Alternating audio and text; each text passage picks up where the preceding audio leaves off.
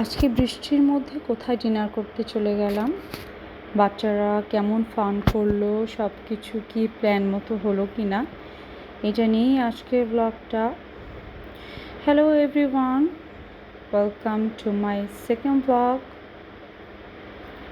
অনেকদিন ধরে ভাবছিলাম যে বাচ্চাদের নিয়ে কাছাকাছি এমন কোথায় যাওয়া যায় যেন ওরা একটু খেলাধুলা করতে পারে and they would have fun.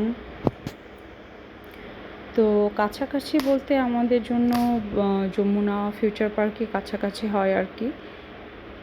তো আমরা রওনা দিয়ে দিলাম। তো আজকে জ্যাম বেশ কম, আমাদের কেন জানি যেতে এত ঝামেলা লাগে নাই। আর এখানে সেন্টার পয়েন্ট ওপেন হয়েছে, ওটা দেখে আবার আমরা শেপস টেবিল ইউনিমার্ট ওপেন করেছে, এটা নিয়ে আবার কথা বলছিলাম যাওয়ার সময়। এই আর কি, চলে আসলাম যমুনা ফিউচার পার্কে। আমার মেয়ে আবার এখানে লাইটিং দেখে খুবই এক্সাইটেড, ও খুবই খুশি হচ্ছিল লাইট দেখে।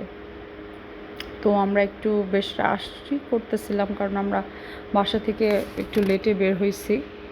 তো উপরে উঠে দেখি যে ওদের ফিউচার ওয়ার্ল্ড আনফর্চুনেটলি বন্ধ হয়ে গেছে। ওটা নাকি 8টার মধ্যেই বন্ধ করে ফেলে, 8টার দিকে। তো আমরা বাচ্চারা বেশ কান্নাকাটি শুরু করলো। ওদেরকে শান্ত করার জন্য আমরা এখানে বার্গার কিংয়ের মধ্যে ঢুকলাম, ওদেরকে জাস্ট কতটুকু ডাইভার্ট করানো যায়। তো একটু পরে দেখলাম যে না, ওরা ভুলে গেছে, এখানে বেশ খেলা স্টার্ট করে দিল। এ ফাঁকে আমরাও হালকা পাতলা কিছু খেয়ে নিলাম। কিন্তু আমাদের ডিনারের প্ল্যানিং ছিল অন্য জায়গায়, বনানীতে যাবার। এর মধ্যে দেখলাম যে এখানে অন্যান্য সবগুলো বেশ বন্ধ করে ফেলতেছিল, রাত হয়ে গেছে। আমরাও বের হয়ে গেলাম বনানীতে যাব বলে। তো যে আজকে সবখানেই দেখলাম জ্যাম তুলনামূলকভাবে কম, আমাদের বনানী যেতে বেশিক্ষণ টাইম লাগেনি এখান থেকে। তো কিছুক্ষণের মধ্যেই আমরা পৌঁছে গেলাম আমাদের পাইনউড ক্যাফে অ্যান্ড কিচেনে।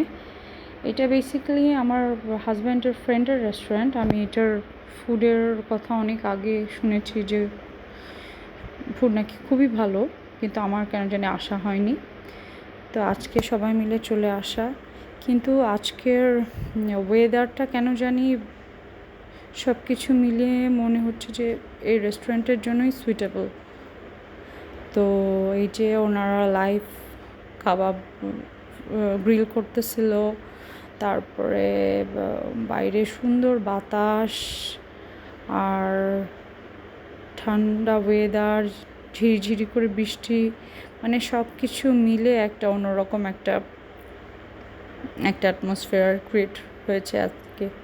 তারপরে আবার আকাশে একদম মেঘ, মানে বলারই অপেক্ষা রাখে না। আর আমি তো একটা অ্যাঙ্গেলও বাদ দিচ্ছিলাম না ভিডিও করার জন্য।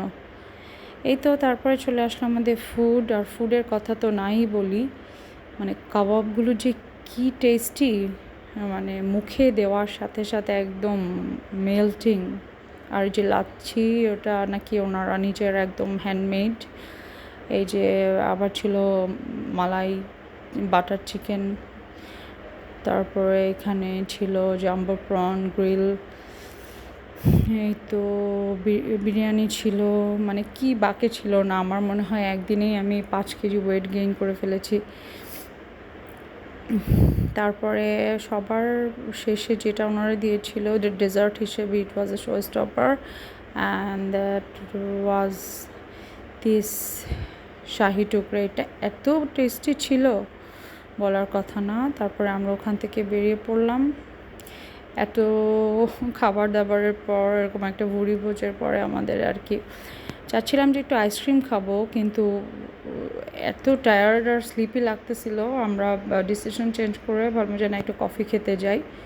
তো আমরা চলে গেলাম গ্লোরিয়া জিন্সে, ওখানে বসে কফি অর্ডার করলাম একটু, আর বাচ্চারাও এটা খেলো। খেয়ে আমরা কিছুক্ষণ বসে একটু রেস্ট নিয়ে, এখানে আজকে এত রাশ ছিল না যদিও। তো আমরা কফি খেয়ে একটু গল্প টল্প করলাম, বাচ্চারা ছবি টবি তুলতেছিল, খেলছিল, এই আর কি। আর আমি ওই ফাঁকে চলে গেলাম একটু ওয়াশরুমে, কিছু সেলফি নিলাম, সেলফি ক্লিক করে তারপর আমরা আবার বাসার জন্য রওনা দিলাম, কিন্তু বাইরে বের হয়ে দেখলাম যে না, বৃষ্টি হালকা বেড়ে গেছে। আমরা যখন আসি তখন এতটা বৃষ্টি ছিল না, বৃষ্টিও বেড়েছে, সামনে আবার ঠান্ডা বাতাসও হচ্ছে। আমার মেয়ে আবার শুরু করলো 300 ফিট যাবে সে বায়না, কিন্তু আমি বললাম যে না, আমরা এত স্লিপি, সবাই এত টায়ার্ড ফিল করতেছিলাম, কখন বাসায় যাব সেটাই ভাবতেছিলাম আর কি। এই তো একটু পরেই আমরা বাসায় চলে গেলাম। ইট ওয়াজ এ গুড ডে। যাই হোক, আজকের ব্লগটা এই পর্যন্তই। সবাই ভালো থাকবেন, সুস্থ থাকবেন। Thank you for watching.